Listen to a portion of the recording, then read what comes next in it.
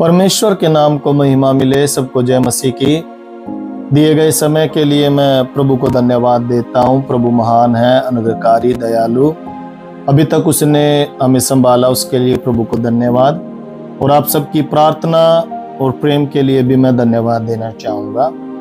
और आज का मेरा जो मुख्य विषय है जिस पर हम परमेश्वर का वचन मनन करेंगे वो ये है कि किसी की बदनामी न करना। आज हम दुनिया में देखते हैं मेरे प्रियो, हर एक व्यक्ति किसी न किसी को बदनाम करने में लगा रहता है। जब उसकी कमियों के बारे में एक व्यक्ति को पता चल जाता है तो वो उसे बदनाम करने के लिए हर तरह का प्रयत्न करता है, उसे दबाने के लिए या फिर समाज में उसकी बुराई करने के लिए कुछ न कुछ बातें हैं जो वो बोलता रहता है। लेकिन उसके विषय में परमेश्वर का वचन आज हमें क्या कहता है वो आज हम थोड़ी देर परमेश्वर का वचन सीखेंगे।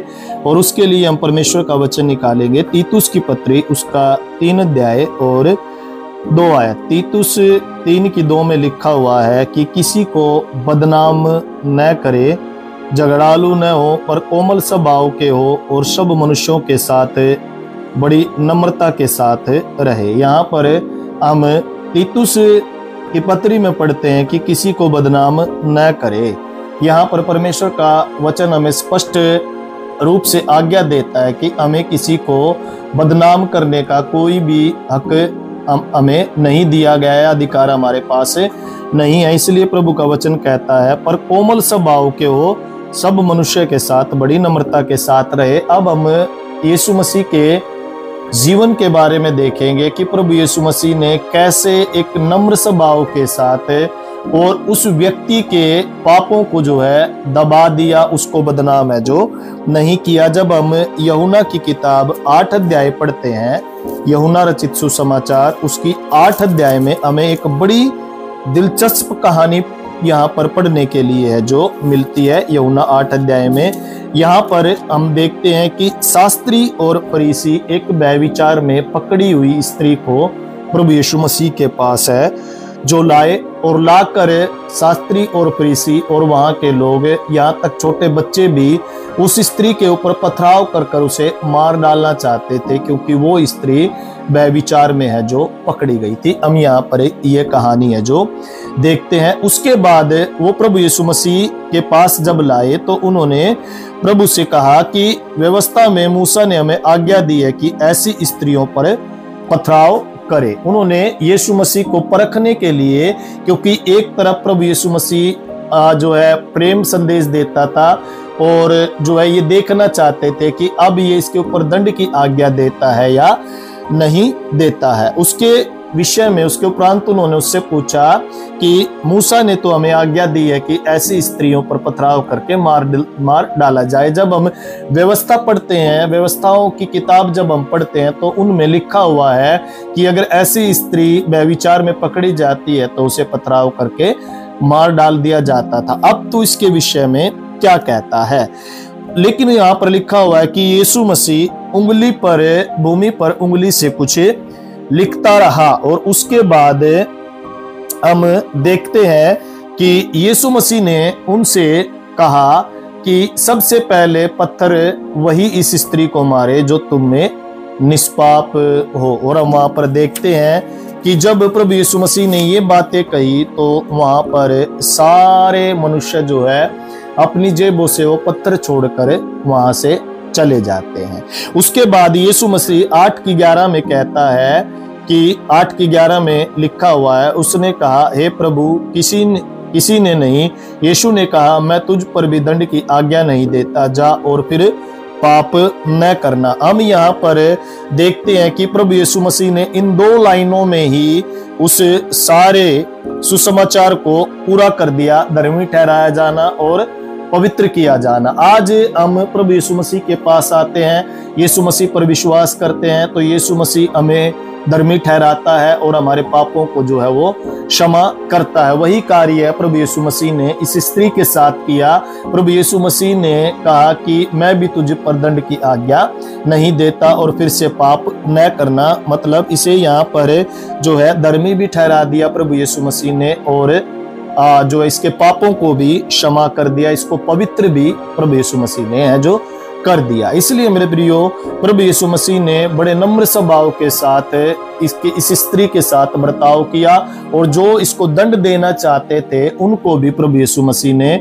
स्पष्ट बातों में जो है जवाब दे दिया कि पहला पत्थर वही मारे जिसने अपनी जिंदगी में कभी पाप न किया हो। जब हम कभी किसी पर दंड देने के लिए सोचते हैं तो हमें सबसे पहले अपने जीवन में देखना है कि प्रभु ने हमें किस गड्ढे में से निकाला था। मतलब हमारा जीवन भी पहले पाप में था और प्रभु यीशु मसीह ने हमें वहां से है जो निकाला है। और हमें ये भी देखना है कि पाप हमारे शरीरों के अंदर है जो वास करता है, कि कैसे पाप हमारे शरीरों के अंदर वास करता है। इन दो बातों को हमें जरूर याद रखना चाहिए। ये जब दो बातें हम याद रखेंगे कि कैसे प्रभु ने हमें गड्ढे में से निकाला और पाप हमारे शरीरों में है जो वास करता है, जब ये दो बात हम याद रखेंगे तो हम किसी को भी जो है बदनाम नहीं करेंगे। मेरे प्रियो, हमें बदनाम नहीं करना, क्योंकि परमेश्वर का वचन कहता है कि दोष मत लगाओ कि तुम पर भी दोष न लगाया जाए। यहाँ पर प्रभु यीशु मसीह ने जो है इस व्यभिचारिणी स्त्री के ऊपर अपना प्रेम प्रकट किया, इसके सारे पापों को क्षमा कर दिया, इसे पवित्र ठहराया, इसे जो है धर्मी ठहराया, और इससे जो है बड़े नम्रता के साथ प्रभु यीशु मसीह जो पेश आया और इससे कहा कि फिर कभी पाप न करना। तो इसलिए मेरे प्रियो, जब प्रभु यीशु मसीह ने उस स्त्री को बदनाम करने के लिए नहीं सोचा, तो हमें भी किसी को बदनाम है जो नहीं करना। अक्सर हमारे मन में बदला लेने के लिए जो है भावनाएं उठती रहती है और हम सोचते हैं कि मैं उस व्यक्ति को बदनाम करूंगा किसी बातों के द्वारा। ऐसा करना गलत है, क्योंकि प्रभु यीशु मसीह ने जो है ऐसा करने के लिए मना किया। और शास्त्री और फरीसियों से भी प्रभु यीशु मसीह ने कहा कि पहला पत्थर वही मारे जिसने जिंदगी में कभी पाप न किया हो।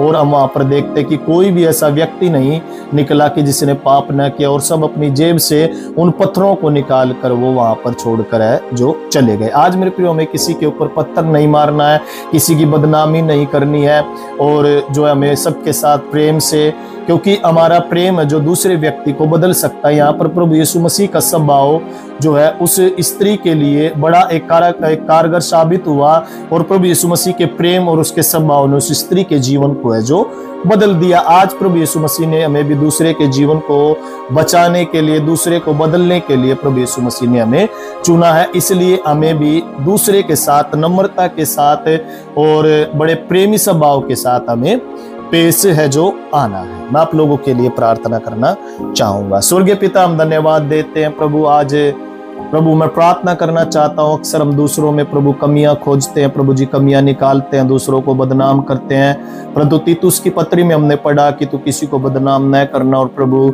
यहाँ पर यीशु मसीह कैसे उस व्यभिचारिणी स्त्री को प्रभु जी आपने प्रभु क्षमा किया, और लोगों को प्रभु हालेलुया उत्तर भी है जो प्रभु परमेश्वर बातों का दिया। प्रभु हम धन्यवाद देते प्रभु। सुनने वाले इस संदेश को प्रभु हर एक लोगों के लिए प्रार्थना करता हूँ प्रभु, हर एक को कोमल स्वभाव दे प्रभु, नम्र स्वभाव दे प्रभु। हर एक प्रभु जब हमें किसी की गलतियों का पता चलता है तो प्रभु हम उनको बदनाम ना करें, बल्कि प्रभु परमेश्वर बड़े प्रभु हालेलुया सब नम्र स्वभाव के साथ पेश आने पाए। प्रभु धन्यवाद करते हैं, क्योंकि हमारा प्रेम है प्रभु, हमारा जीवन दूसरे को बचा सकता है। पिता धन्यवाद देते हैं, सारी महिमा तुझे देते हुए प्रभु यीशु मसीह के नाम में हम इस प्रार्थना को मानते सुन और ग्रहण कर पिता, आमीन आमीन। सो परमेश्वर का धन्यवाद हो।